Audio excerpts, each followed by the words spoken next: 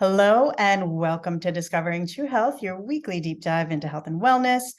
Thank you so much for joining us today. Before we get started with today's show, please hit the subscribe button. It helps us out a lot, and you'll stay up to date on all our upcoming shows. You can also check out additional information on our website, Instagram, and Facebook. All those links are below. So today on Discovering True Health, we'll be exploring the ancient practice of herbalism and the powerful healing properties of tonic herbs and mushroom extracts. Herbalism is a holistic practice that looks at the whole person, not just the symptoms of a particular illness, and has been used for thousands of years in many cultures around the world and is still widely used today. It's based on the idea that plants contain natural compounds that can be used to treat a wide range of health conditions. And today we'll be focusing on herbs for sleep and mood imbalances, like depression and anxiety, as well as the best herbs for supporting men's health. There are many tonic herbs that have been used for centuries to address specific health concerns in men, from restoring energy levels to supporting prostate health. So we'll be discussing some of the most commonly used herbs for both of these areas, their benefits, and how to use them. So my guest joining me today is Brandon Gilbert, founder of Hyperion Herbs, and he has studied Eastern philosophy since the age of 14 and created Hyperion Herbs because tonic herbs impacted his health and wellness significantly, and he wanted to make them easier for everyone to obtain. So thank you so much for joining me today, Brandon. Hey, yeah, thanks so much for having me on. I really appreciate it.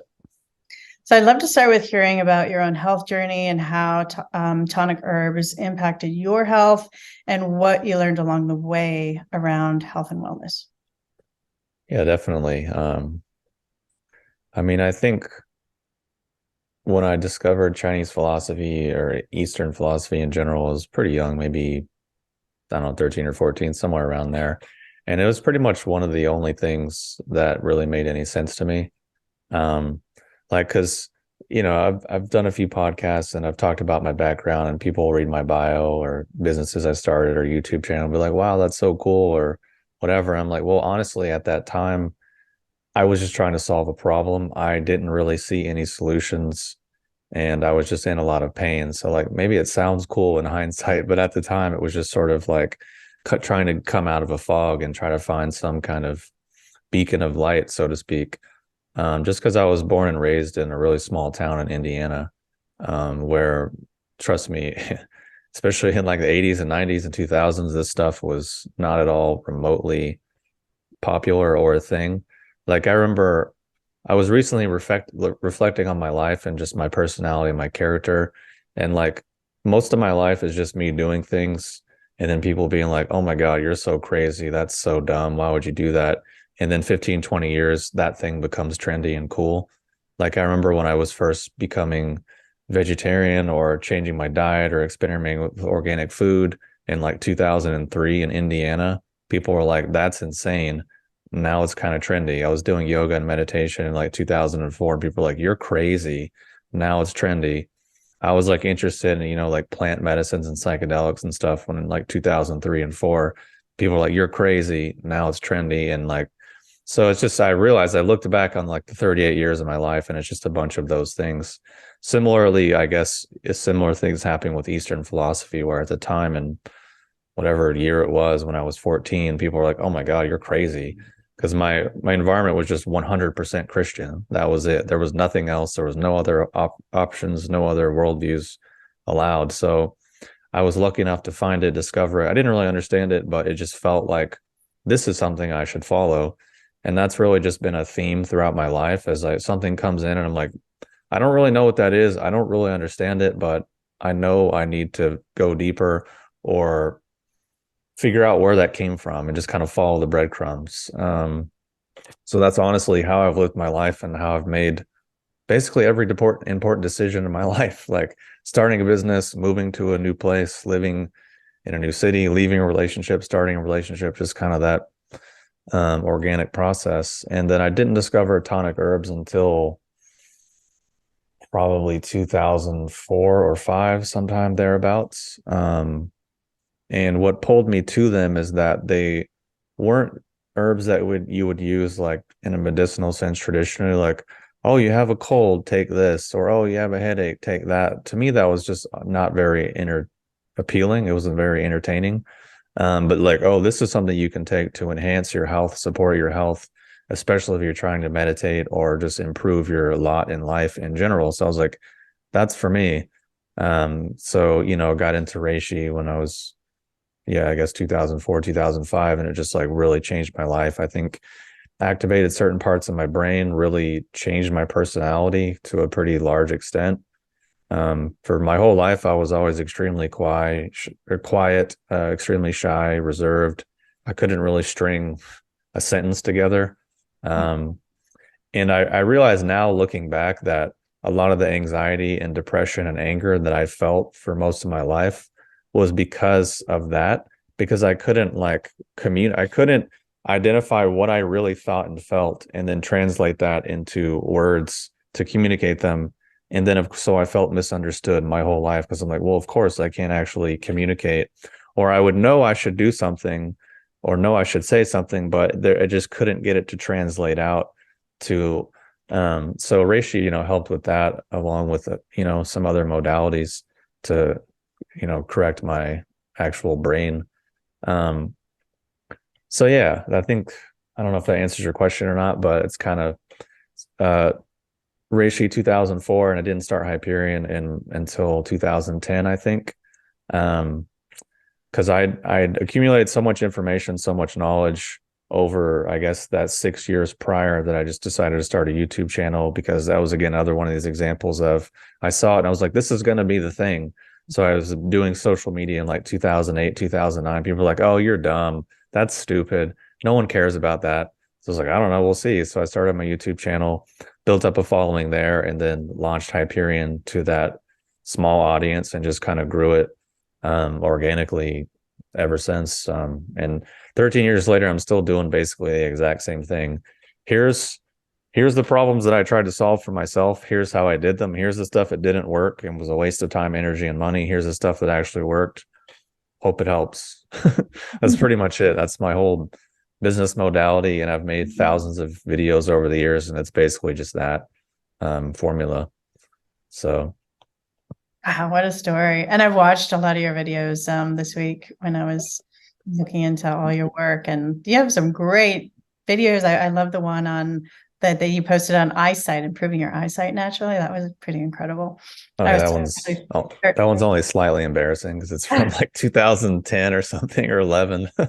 Yeah, it's older, but I was like, oh, I got to start doing these eye exercises, because I did have a doctor who was giving me eye exercise at one point when my eyes are getting worse, and it actually helped. So I was like, most eye doctors are like, no, that's not true. That doesn't work. They want to sell you glasses. But no, I'm so glad that you mentioned that, because it's so true. We have to follow our inner guidance regardless of what anybody thinks about it. And, I wouldn't be live today if I didn't follow my own inner guidance, a couple of years ago with being ill. So that's really important. And you mentioned reishi and how it changed your life. And I was watching one of your videos of you explaining the benefits of reishi, which I've never heard anybody speak about it in that way. Can you kind of talk more in depth about reishi and its benefits, and how it can help us psychologically, emotionally, spiritually? Yeah, for sure. I think one thing that motivated me a lot and still does is I try to create things that I wish existed.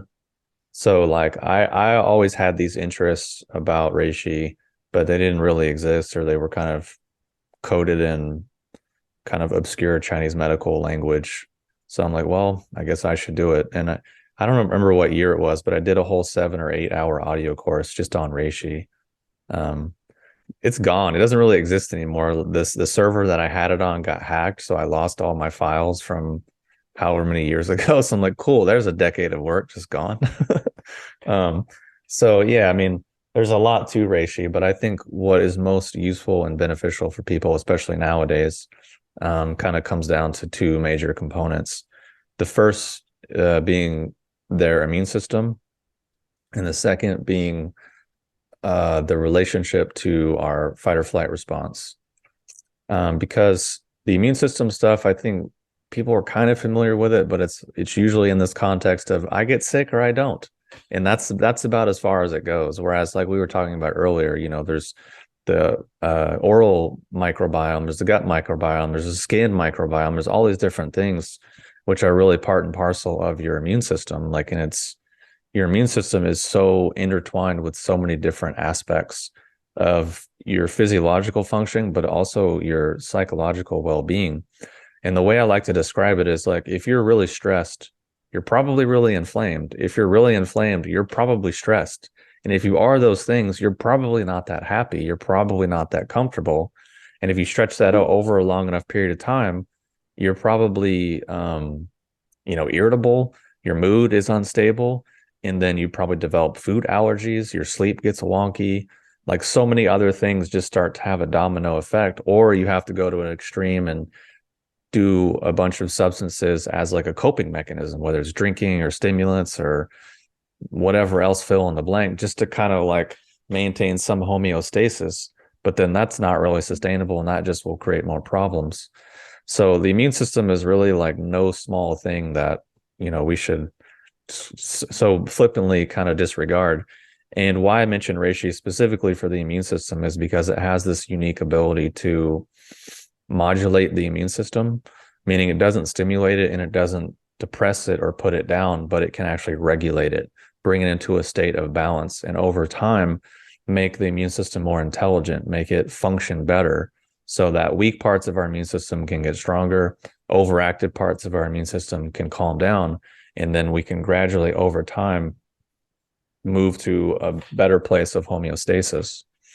And, I've been taking reishi and many mushrooms since, pretty regularly, I guess, since like 2004. And I honestly, until I had COVID, like a few months ago, I literally could not remember the last time I was sick. I think I had I think I had a flu in like 2008 or 9, maybe. And that's pretty much all I could remember. The rest of it, I was like, I think this has been a long time. And it wasn't, and I had COVID, it was pretty mild. And honestly, I just didn't know what it was. Took me like, I went for a run and then I came home and I was like, man, like, I don't think I'm that out of shape. I'm just like sore. I'm tired. And then once later on the night, I was like shivering and I'm like, oh, I think I'm sick. It had been so long. I just didn't really compute what it was because I trained so much. I'm used to feeling kind of achy. So I'm like, oh, okay. So, but anyways, it was pretty mild. I bounced back pretty quickly and it was just kind of an inconvenience. But I was like, man, I broke my streak. Like that was the most inconvenient part of it. I was like, damn it. But I attribute a lot of it to the mushrooms and taking the mushrooms regularly over a long period of time. And to me, it's kind of like exercise, where if you exercise Wednesday at 5 p.m., but you don't exercise again for 10 years, it didn't really do a lot for you. But if you do a little bit regularly over a period of time, that stacks up. And the mushrooms and many of the tonic herbs are the same. You take it once, you might feel something, you might feel good, but really a lot of the benefits start to stack up over a longer period of time, taking it regularly. Like it can just really rework your immune system and rework how some of these processes are working in your body. So switching over to the fight or flight response, I would say, just as a caveat from my experience over however long, 38 years that I've been alive, I think the vast majority of what we construe as our personality is actually just our stress response. However, we've adapted to it and sort of shaped our identity around it, more or less. I mean, obviously, there's plenty of examples like loving your dog or hugging your children or your partner. Like, obviously, that's not a stress response. Yes, I get that. But that small aspect of life aside, the vast majority, I think, of what people construe as their identity is some kind of stress response. And also, stress is a thing that is a deep subject that I don't think a lot of people really understand. They think of it as like, I'm calm or I'm agitated, and that's it. When in actuality, there's so much in between.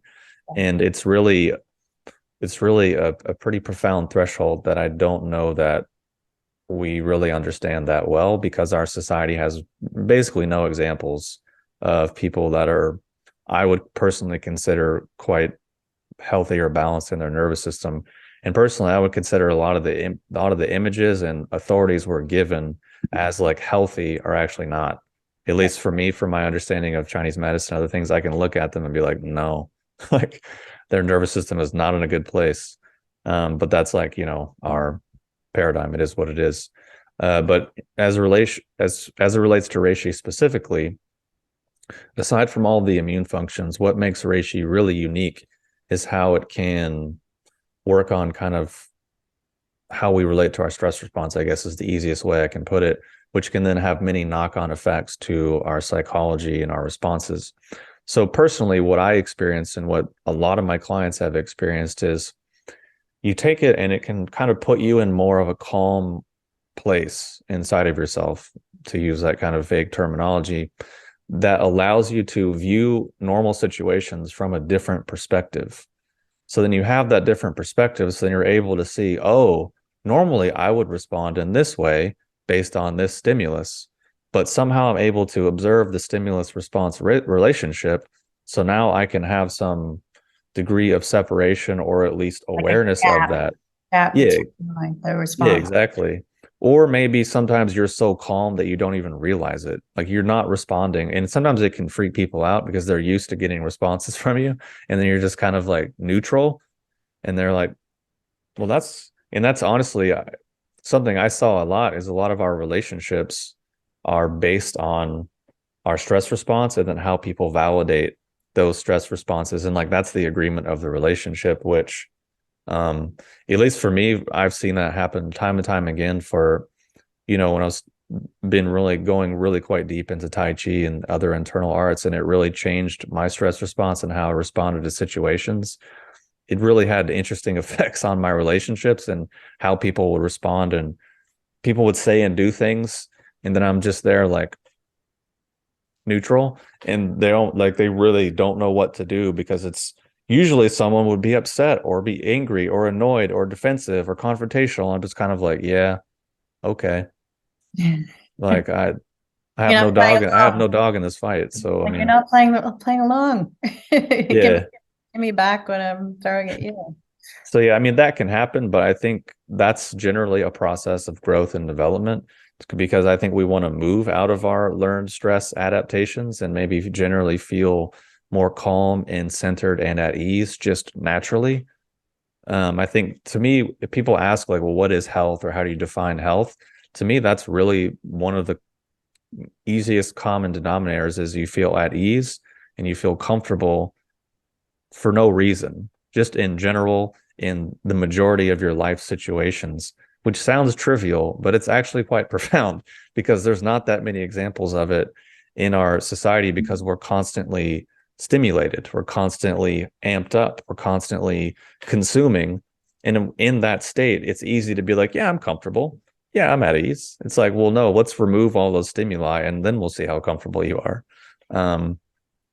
So anyways, reishi can have this profound sort of effect. And I can illustrate it almost like those like boxing things, or those kind of like kids' toys where you punch it, but it has the big weight at the bottom. So it can kind of just like bounce right back to center, and you hit it again and it bounces back to center.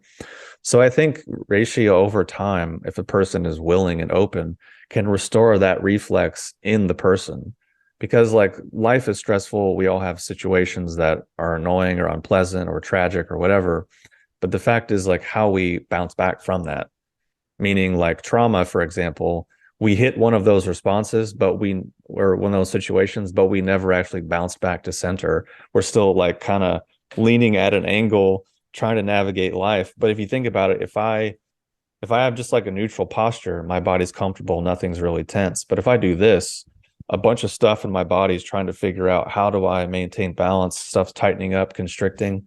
So psychologically, that's oftentimes how people are living their life, is like in a really distorted position, that their body's trying to like constrict and constrain and support and do all these things, which just is really inefficient, burns a lot of energy and burns the body out, and is just not really that sustainable. So I think reishi can help restore that reflex, to where like, oh, I hit a stressful situation. It doesn't last 2 days or 2 weeks or 2 months or whatever. Maybe I'm upset for 20 minutes and then I'm like, okay. Right. Or I'm able to develop the discernment to say, okay, this is the situation. What is the solution? What is the action? What is the outcome? Can I take an action? Okay, yes or no. Okay, boom. Which normally that's what our stress response is trying to get us to do of like, hey, by the way, you might need to do something. Hey, you might need to like take action. So being able to discern that rather than, reject it or fight it, I think is a more useful thing. So that's happened for me with reishi, and tons of my clients have reported the same thing.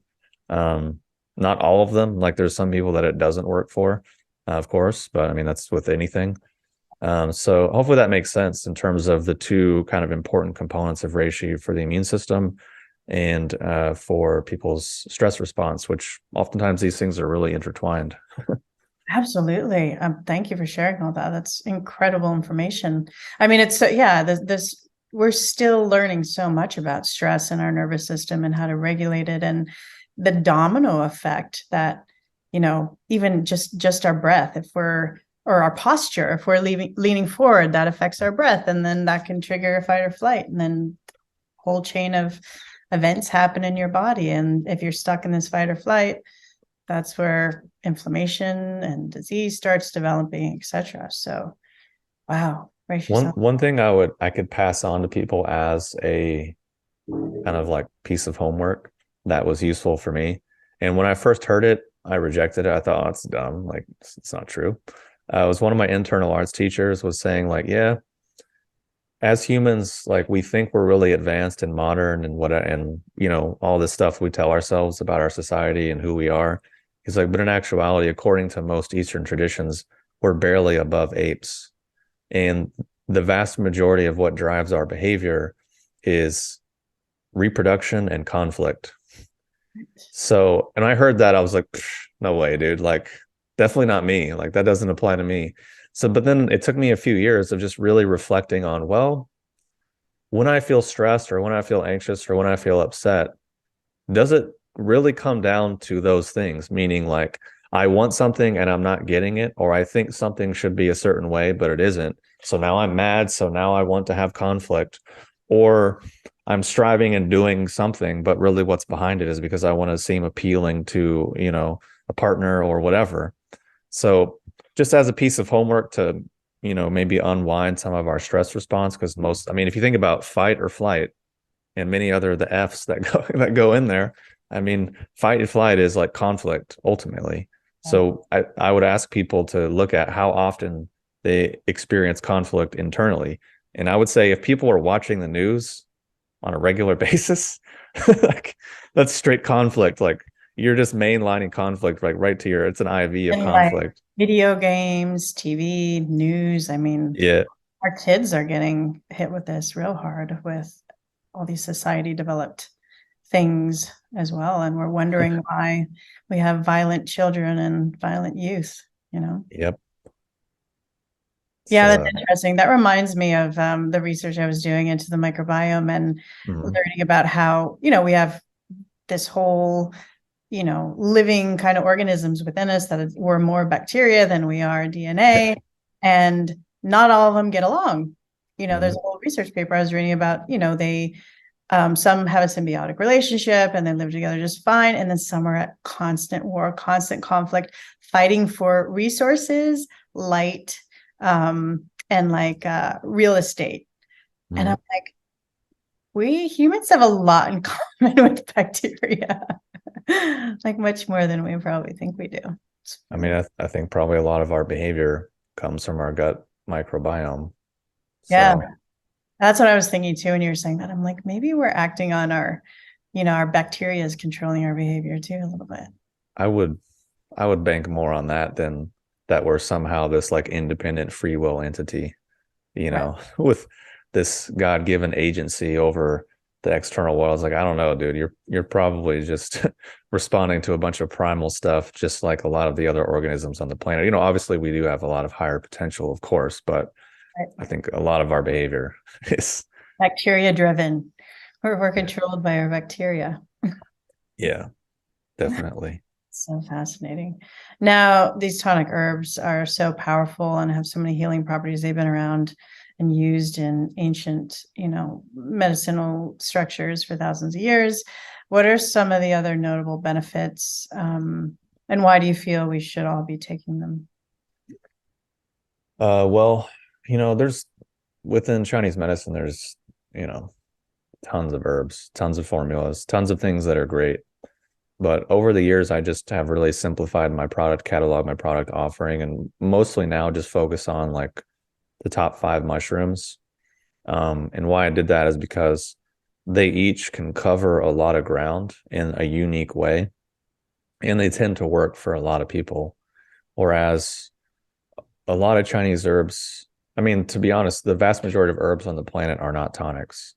Like to be considered a tonic is a really small, really rare classification within Chinese medicine, and it has to meet all these specific criteria to even meet it. And it's criteria, that they've basically dialed in over more than 5,000 years. It's basically, in my opinion, I think Chinese herbology is the most advanced relic of a lost civilization that we have now, because the thing is that a lot of people don't understand is there's really no such thing as traditional Chinese medicine. It was invented in the 50s by the communists. Prior to that, there was no such thing. It was just regional medicine, family medicine, lineage medicine, herbalists, acupuncturists, qigong doctors, Tuina doctors, all these separate things that people were doing. And many of them had differing philosophies and opinions and whatever. And they basically just tried to like glue it all together and make it into this thing. And I think at least for the stuff that survived and is actually pretty effective, I would say herbology is definitely up there. And it's such a complicated, profound system that I don't think we'll ever really understand. I don't think biochemistry is an adequate model to understand it. Because to illustrate it, like I've taken some of the most powerful herbs that I've ever taken in terms of biochemistry had like nothing going on. But some of the most ineffective, almost toxic herbs I've ever taken had a really strong biochemical profile. So it's definitely a piece of the puzzle, and I use it in my business as like a quality metric, as a way to quality control across batches and these different things. But is in no way, shape, or form, in my opinion, in most cases, obviously there's exceptions, to be like the top metric, at least in the way I do it. So getting back to your question in terms of the top herbs and what they can do and why people should take them, we already talked about reishi and how it has the immune effect and the kind of the calming effect. Another popular or great herb gaining popularity is cordyceps, which is another mushroom. It also can have this immune function, but it's actually energizing. So like it can help people have more like ATP levels in their blood, higher blood oxygen levels, in kind of a scientific way of putting it, but generally it just gives people a sense of more energy, but energy in a sense that is different than caffeine or different from stimulants. Because as just going back to reishi, it's funny, people will take it and be like, oh, I didn't like it. It made me tired, made me depressed, made me lethargic. And like, or it just brought you slightly out of stress. And because you're so adapted to that, your brain interpreted it as those other things, when in actuality, it probably isn't.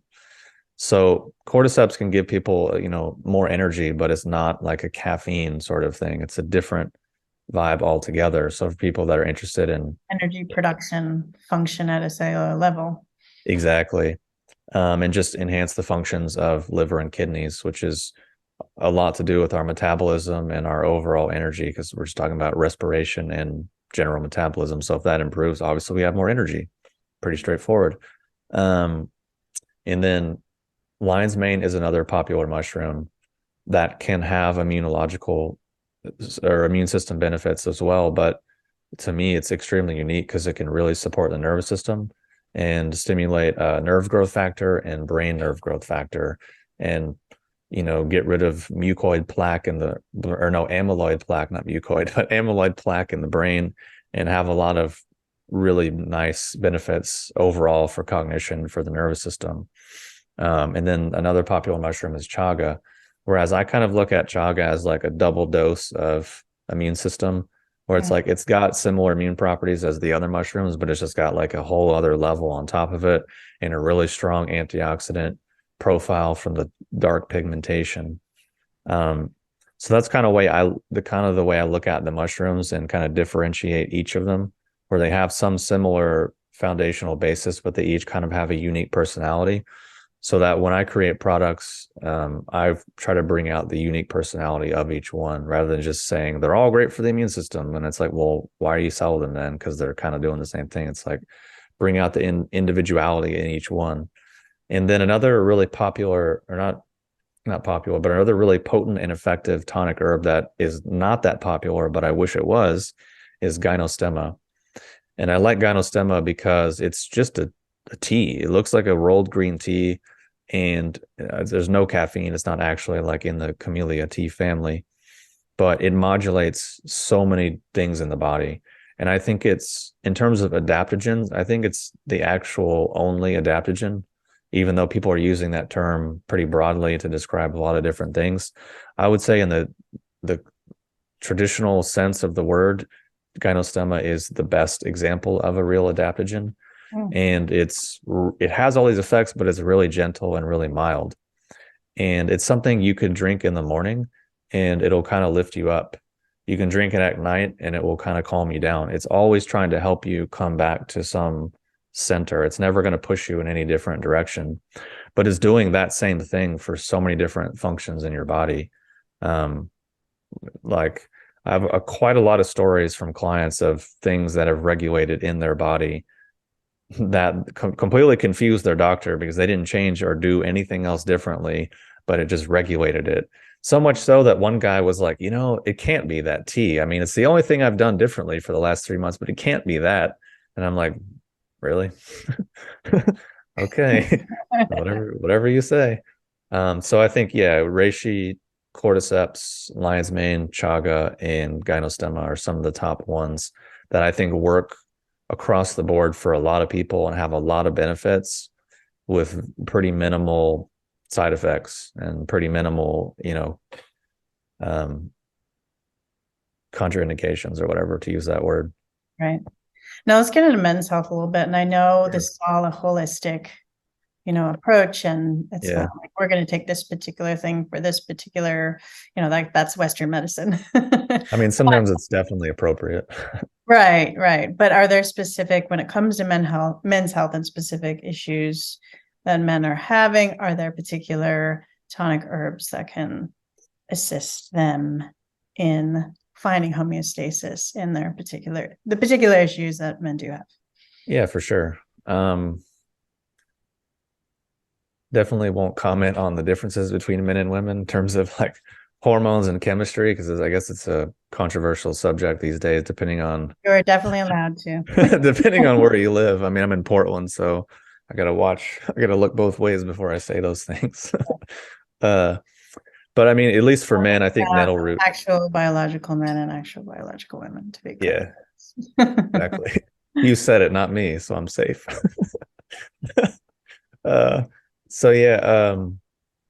For men, I think nettle root is one of the best herbs in terms of being supportive and nutritive. And I would say that for two reasons. For men, firstly, prostate issues tend to be pretty common, especially as they get older. So nettle root's one of the best things that can keep that from becoming swollen or inflamed or not functioning as well as it should. And I stopped. What's that? Somebody already has prostate cancer issues will also help. Prostate issue. The C word, I don't know. I can't really say about that, but I just meant in terms of like anecdotally, what I can say is that a lot of my male clients have said it really helps them go to the bathroom less at night or not at all, and then have, less frequent trips to the bathroom and just kind of like move on from that symptomology, so to speak. It just supports the prostate. Mm-hmm. Yeah, exactly. Overall prostate health, which at the end of the day, health can be made really simple. Things getting in and things getting out. It's pretty much it. Like if you want to, I think to really simplify it, I think if people ate food and it went in easily and came out super easily, a lot of mental, emotional stuff would just go away like immediately. I think as much as we complicate things and, want to do 30 years of therapy and all these complicated things, sometimes it's really just that simple. At least in my experience, or maybe I'm just a simpleton.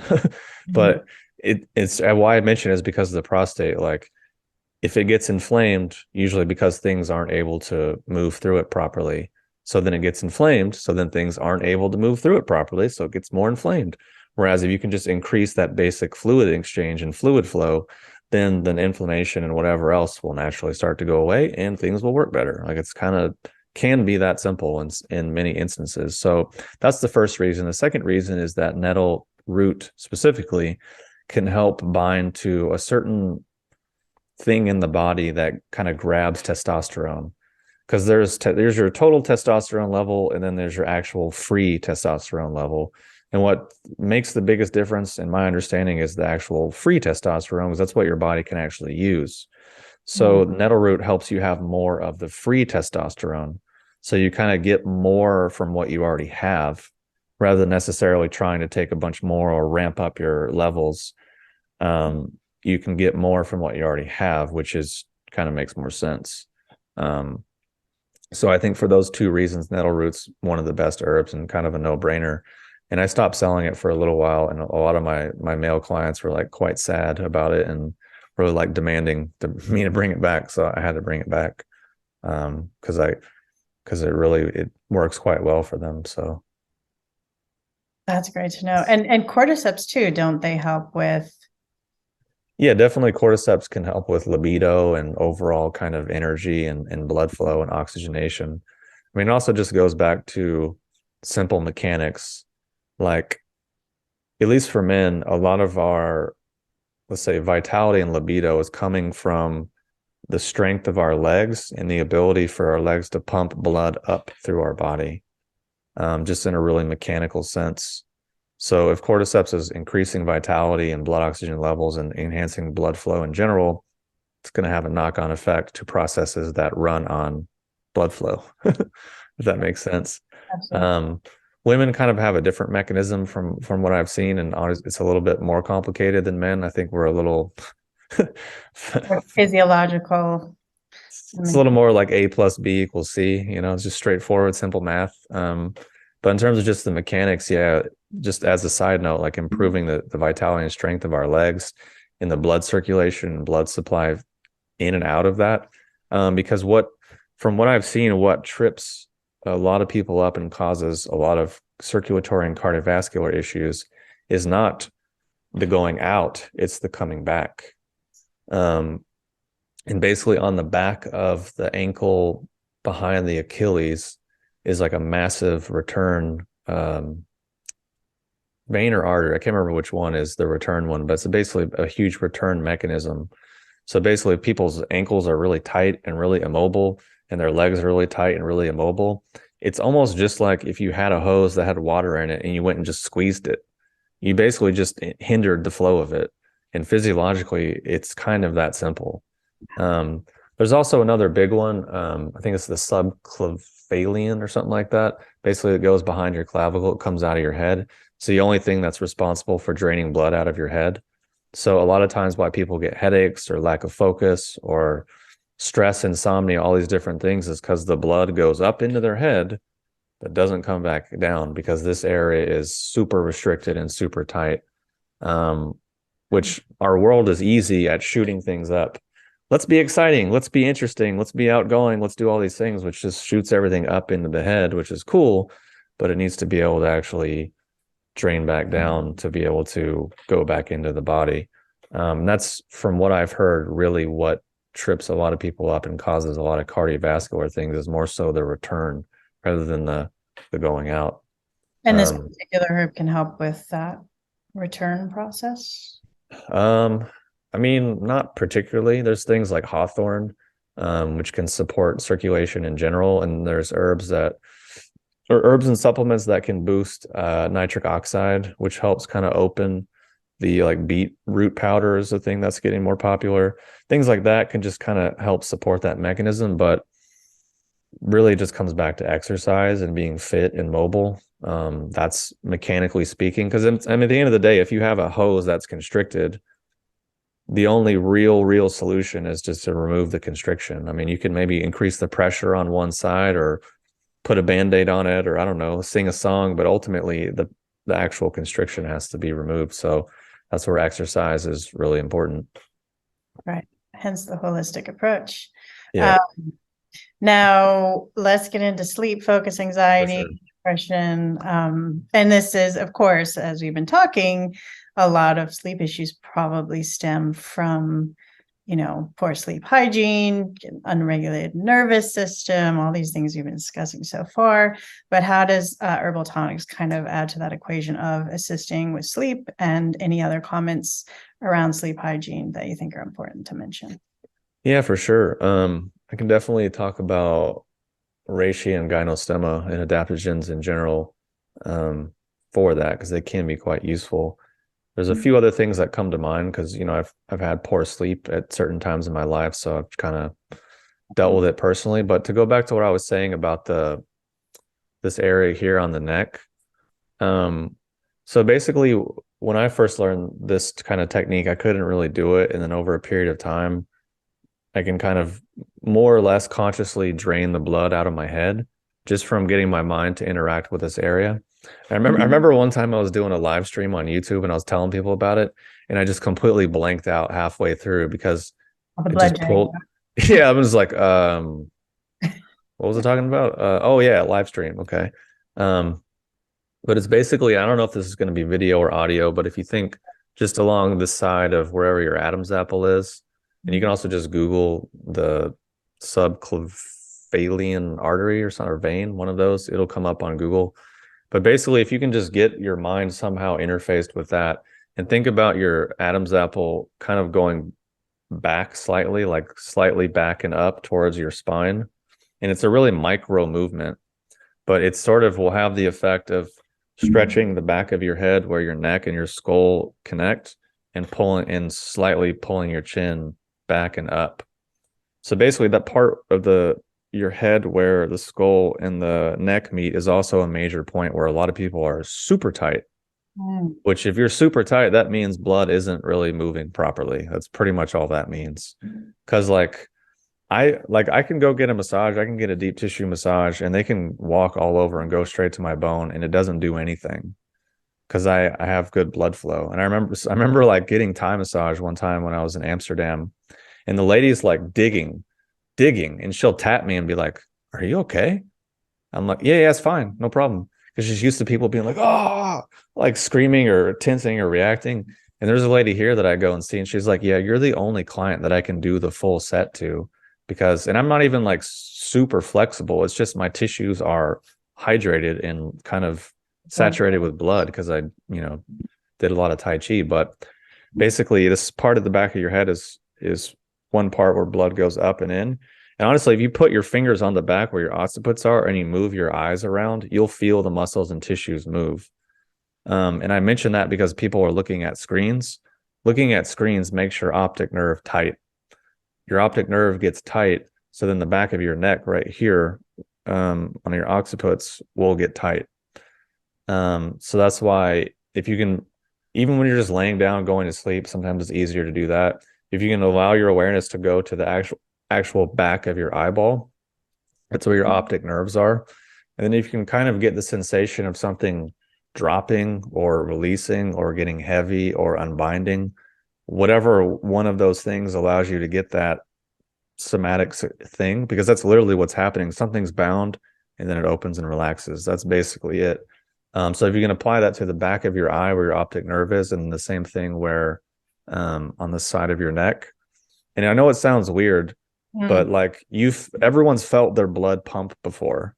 Like after you stand up and you feel like things pumping around in your head, like everyone's had that sensation. It's just a matter of putting your awareness on this place, and you'll eventually feel the actual pumping. And if you just get the right quality of relaxation, it will literally pull stuff out of your head, which can be amazing for mental focus, for stress, for anxiety, for depression, for all these different things.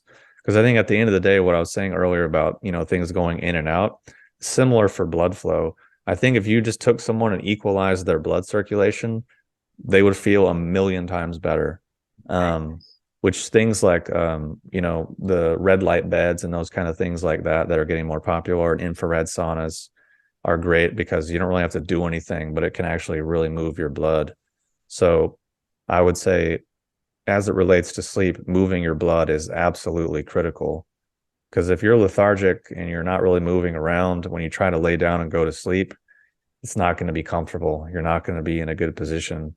And like, if you don't want to exercise, or you're too lazy, or you don't feel like it, you don't have time, just go in an infrared sauna for 30 minutes, 40 minutes, because it will move your blood for you. And then do that regularly. And it's like, you can be as lazy as you want. You just sit there. You can be on your phone, but your blood will move. And that's at least something that will help. Because that's, mechanically speaking, that's why people can't sleep, is because too much blood is trapped in their head and it can't get back down to their body. So that's the first thing. Second is like restricting screen time a few hours before bed. And I know that's like kind of blasphemy for a lot of people, but it makes a huge difference. And another sort of blasphemous, offensive thing that I can say is stop looking at screens while you're eating. If someone has any indigestion, any gas, any bloating, anything at all disrupted in that area, stop looking at screens while you eat. Stop watching TV. Stop watching the news. Stop looking at your phone. Stop reading books. Just eat. Like, I know it's an insane concept, but speaking of blood, when you're mentally stimulated, engaged, the blood that should be in your gut moves up into your head. The blood's not in your gut. It's not digesting your food. So you get food stasis, you get indigestion, you get gas, you get bloating, you feel heavy, you get allergies, you get all these things.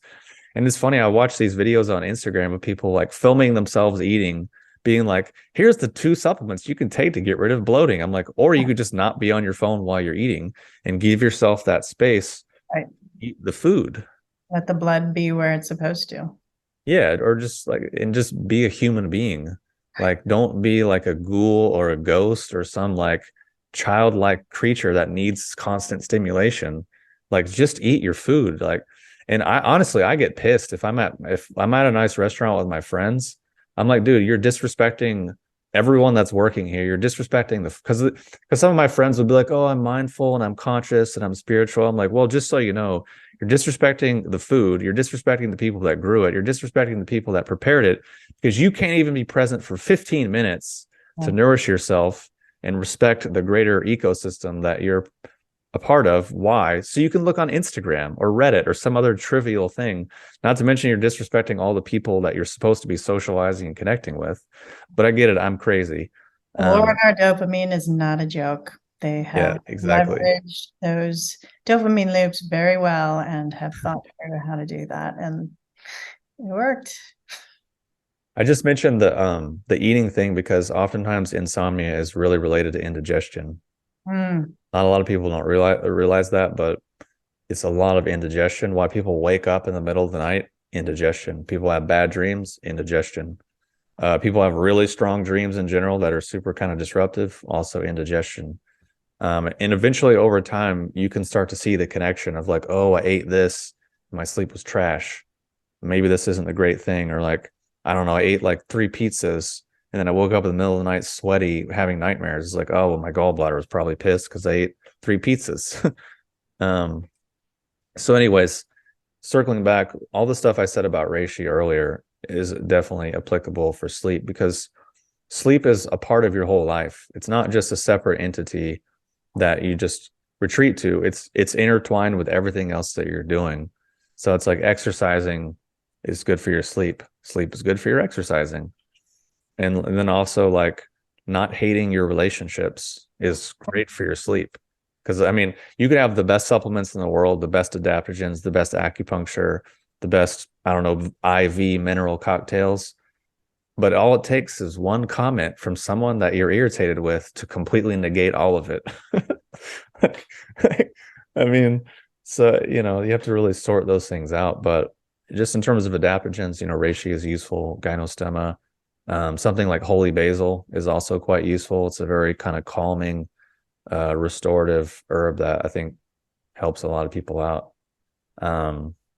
So yeah, I know it's not what you asked, but it's kind of what you asked. But I think it's all pretty helpful stuff that will actually really make a big difference in how people sleep. Incredible wisdom. Thank you for sharing all that. Yeah, it reminded me of the visualizing of relaxing body parts. Many years ago, I read this somewhere where if you're losing hair, it's because we're keeping our scalp so tense and it's like squeezing the hair follicles. So you do the same thing. You focus on your scalp and you like consciously relax your scalp, and you do it several times a day because you think about, you're talking about these, here and here where we're so tense, and also our scalps as well. And it really works. I started practicing it regularly. And it definitely helps with releasing stress. I've never had a hair issue, but it definitely helps with calming myself down. So I'm going to definitely be practicing those exercises nightly because they sound incredible. Now, you'd mentioned earlier how, there's a pretty strict criteria on tonic herbs and what makes a tonic herb. And there are many companies out there selling medical mushrooms. And we all know the supplement industry is not regulated. So how do we ensure we're getting a high quality product when we purchase them? Yeah, I mean, coincidentally, I wrote an article in like 2011 called "How to Not Get Ripped Off When Buying Medicinal Mushrooms." I love it. Because it's been an issue going back, as far as that. And just a general way, first is it an extract? That's the first thing people could ask. Is this an extract, or is it just the whatever the thing is ground up into a powder? So usually an extract is going to be more potent. Second is, what form of the mushroom is it, or what part? Is it the fruiting body? Is it the mycelium? Typically, you want to go for fruiting body. There are exceptions, of course, but just as a safe rule of thumb, people could say, is it an extract? Is it an extract of the fruiting body? And how was that fruiting body grown? Grown on rice, corn, oats, soy, or whatever, or is it grown on wood, which is what it's typically supposed to grow on? So usually if you use those three metrics, like it's fruiting body is grown on wood that have been extracted, probably going to be getting a pretty good product just from that simple kind of schema. And these are questions we'd have to look into a company and contact the company and ask them all these questions. I mean, it should, well, I mean, it should say at least, it should say on the package extract, at least. Or usually companies that are in the know will specify. Okay. But if you can also tell if you look on the ingredients and the ingredient says brown rice, you probably want to skip it. Interesting. Why I say that is because, and this is what a lot of the industry is doing, is they're selling ground up mycelium powder. But basically what you're buying is 50% mycelium and 50% brown rice, which is why when you taste it, it tastes like rice. Yeah, because it mostly is rice. Because the mycelium can only eat about 50% of whatever it grows on. And then once it stops eating, because it's all intertwined and intermixed with the growth medium, they just grind it all up together and sell it as a powder. And you look at it, you're like, oh, it's $20, it's $25. What a great deal. It's this mushroom. I heard this mushroom's good. I tasted it. It tastes good. Win. But it's like, yeah, it's a win for the company because they're selling it for $25 and it costs them probably 50 cents. So yeah, it's a win for them. But in terms of you actually getting the benefits, not so much. So that's why I made the comment about what's that? You want it grown on wood, so it's not getting mixed with anything else. It's the pure. Yeah, well, if it's the fruiting body, then yeah, because the mycelium is sort of like the spongy white network of the mushroom, and the fruiting body is like what we commonly see.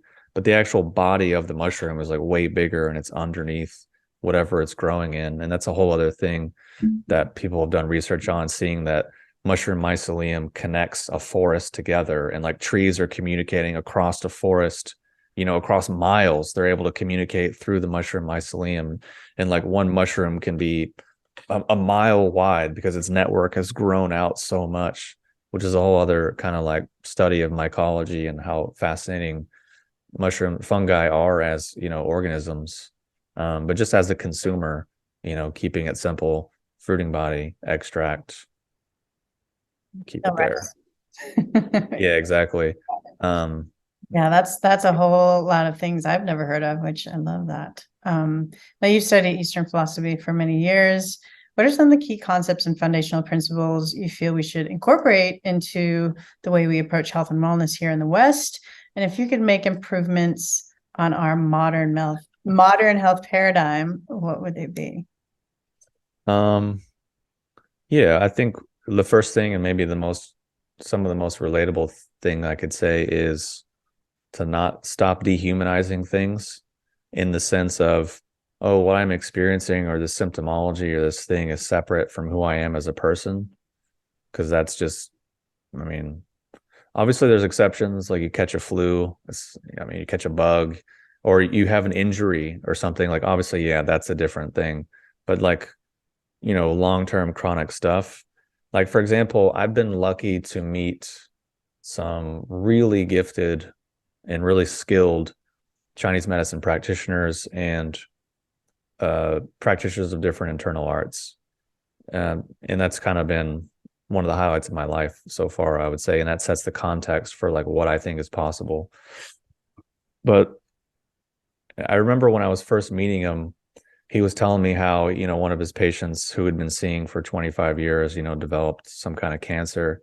And he was like, bro, I hate to break it to you, but you've been working on this cancer for 25 years. Like, this isn't a new thing. He was like, I've told you these things for 20 years. You didn't want to listen. You didn't want to hear me. Now you got cancer. And the guy's like, no, no, no, no, it's not my fault. It's this thing. And then the guy's trying to say, like, no, no, no, like who you are as a person, how you live your life had a lot to do with this. And I tried to tell you, but you didn't want to hear it. Um, so, and obviously, I'm not saying across the board that's always true, but I'm just saying as a general rule of thumb, maybe that's a concept we might want to consider and reflect upon.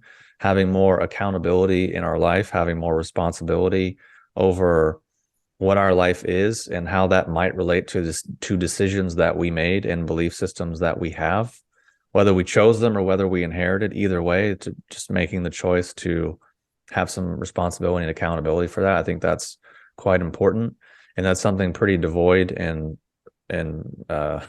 fairly absent in our modern medical paradigm. Because it's a 5-10 minute visit with a doctor doesn't really have space for that. And I can tell you another funny story actually with a different Chinese medicine practitioner that I know, where he had this client, long-term client, and the guy got like some stage 6, whatever diagnosis of cancer, like whatever the highest stage is. I don't know exactly. I'm not, in that world, but whatever the highest stage is, the guy got it. The doctor was like, there's nothing we can do. You have maybe 3 to 6 months, like say your goodbyes, do your thing, whatever. So he went to my friend, and my friend's like checking different things on his body. And he's like, nah, you're going to go into remission within a year and you're going to be fine. And the guy's like, no, there's no way you can tell that. He's all super skeptical of this person he'd been seeing for decades. I'm like, okay, well, why are you seeing him if you don't believe what they're saying? That also doesn't make sense to me. But so the guy basically said, oh, well, you're wrong. So he went on this like massive world tour, fulfilled all of his dreams, and racked up like a couple $100,000 in credit card debt and other forms of debt. And then, of course, about a year later, came and saw my friend, was like, man, you were right. I went into remission. I'm totally fine now. The doctors are confused. They have no explanation. They have no idea why, because I didn't do anything. My friend was like, yeah, I told you. Because actually within Chinese medicine, there's certain organ pulse relationship points that you can take the pulse of to determine whether or not someone is in the process of dying. Wow. And that's what my friend did. He was like, oh, really? They said you're dying? Hold on. No, you're not. Like, because it's basically some relationship between some organ system that starts to basically separate. And when that separates, that's the process of death. So he was like, no, no, no, they're not separating. Like, you're going to be fine. And I have dozens of crazy stories like that, which boggled my mind when I first, met these people, because I'm like, how do you know this? How do you think this is so crazy? And I've seen and experienced way even crazier stuff that I won't really get into, because people would be like, oh, that's not real. But it just showed me like, oh, this is what's actually possible. But I think just in terms of sort of productive, tangible things for people to relate to, what I was saying earlier is just starting to get on that process of reflecting on outcomes in my life and decisions that I made, and starting to maybe look at the relationship between those two things, and being willing to say, I don't know. I don't understand this. Let me find someone who does. Let me ask someone who maybe knows more than me or is more experienced. which is cool, but also a bit of a problem because the bar in our society is so low. Whereas, and I can illustrate this. So like, I know a lot of holistic health practitioners and even like just regular medical doctors. And I've offended many of them because I'd ask them, what's your success rate? Meaning people that come to you for A get rid of A and they don't come to you anymore. Right. And I remember I was on a date with this lady once who managed like a holistic addiction recovery center. And I asked her the same thing. I was like, oh, what's your recovery or not recovery rate? What's your success rate? And she was like, what do you mean? I was like, well, people that get better. Oh, long pause. I was like, oh, you've never thought about that. So that's kind of the norm in our system is like, we don't really know what this thing is. We don't really understand it, but we can put a label on it so it feels like we understand it. And we're just going to throw a bunch of stuff at it and hope it works. Right. Whereas traditionally within traditional medicine, if a doctor practiced like that, they would be publicly shamed, publicly humiliated, and they would not be a doctor anymore. No one would go see them because they're like, you're not good at what you do. Yeah. You don't provide the service you're charging people money for. So you're a liar, you're dishonest, you're incompetent, whatever. So we're not going to see you anymore. Well, there was a friend of mine mentioned along those lines recently. I don't know where in China, but he said people pay their doctors when they're healthy. They pay their doctors. As soon as they get sick, they stop paying their doctors. So their doctors get paid paid for them to be healthy. When they stop being healthy, the doctors don't get paid. It's the opposite. We pay doctors when we're sick, not paying doctors when we're healthy. So it kind of reinforces the whole sickness thing. Yeah, and there's even stories that I've heard where people would be sick. People go to a hospital, and as long as they don't have anything that's like immediately life-threatening or immediately whatever, the doctor would be like, here's this card, go study with this Tai Chi teacher for like 2 months. And if you don't go every day, I'll never see you again as a patient. Basically, just like if you're not willing to, invest in doing something for your health, like don't waste my time. Right. But basically, why they do that is because the vast majority of the time, people get better and they don't actually need to go back to the doctor. Yeah. But that's a caveat because like the Tai Chi that people are doing in America is not going to do much for them at all. It's not, I wouldn't call it Tai Chi. It's not really going to have the health benefits. It might be slightly relaxing and maybe improve a little bit of balance and coordination, but it's not really classically what people were doing. But it just illustrates the point in that the body does have a lot of ability to self-heal and self-correct when you actually remove the constraint. It's like what I was saying earlier about the hose or the pipe or whatever. If you remove the constriction from it, everything works better. Or it's like the old cliche story about like the tiger with the nail in his foot that's like going around eating people in the village. Then they take the nail out of his foot and the tiger just leaves everyone alone and it's like never seen again. Like I think that's a similar concept. Yeah. But the tricky problem is having the discernment and the clarity and the insight and the skill level to ascertain exactly what that nail is for that person to be able to actually remove it. And typically that is not really a comfortable or enjoyable process. Speaking from personal experience from seeing some of these high skilled practitioners that are extremely blunt and straightforward and pretty much, and I can tell you another story. When I first met one of these guys, I walked into his office, never met him before, never talked to him before, no intake, no diagnosis, no nothing. I lay down on the table. He just walks in the room and just dissects my character, my affect, my life to specific and precise detail, not like vague, you're a Cancer and your sun moon is in this thing. And I get a sense of this. No, it was like straight up, like, this is who you are as a person. This is like, it was intense. And I was like, oh shit. All right. How do you know all this stuff? I'm confused. But I was like, oh, when people are at that skill level of medicine, people are transparent. Right. Like if you have that level of insight, you can look at someone and go, oh yeah, this is this. It's no big deal. Which that's not in our medical system. Our system isn't based on skill and insight and wisdom and merit. It's based on degree and nepotism or whatever other, working the insurance system successfully, these types of things. So I think I hope things will get better here. in our country. I don't think they will, not for a while, because the process of admitting that you're wrong is not a comfortable one. And I think as a culture and a society, we are wrong about a lot of things. But what people are trying to do now is take like their paradigm that's wrong and broken, and then take their misunderstanding of another paradigm and sort of like jam them together. It's kind of, so what I mean is like people kind of believe they're this like physical, like meat suit sausage thing, that this somehow there's this like spirit thing that's somehow attached to it. And we're like this meat suit spirit thing combination. And that's who we are. That's what our organism is, which is not really remotely accurate. So of course our results produced from that are what they are now. And I can say it's fairly the same thing between mainstream and alternative, because what most alternative practitioners do now is quote unquote functional medicine, which means you get labs, and in response to your labs, you get supplements. I'm like, wait a minute, that sounds familiar. I went to the doctor and he took labs and he gave me pills, and then he didn't talk to him again. I was like, this sounds like a familiar approach.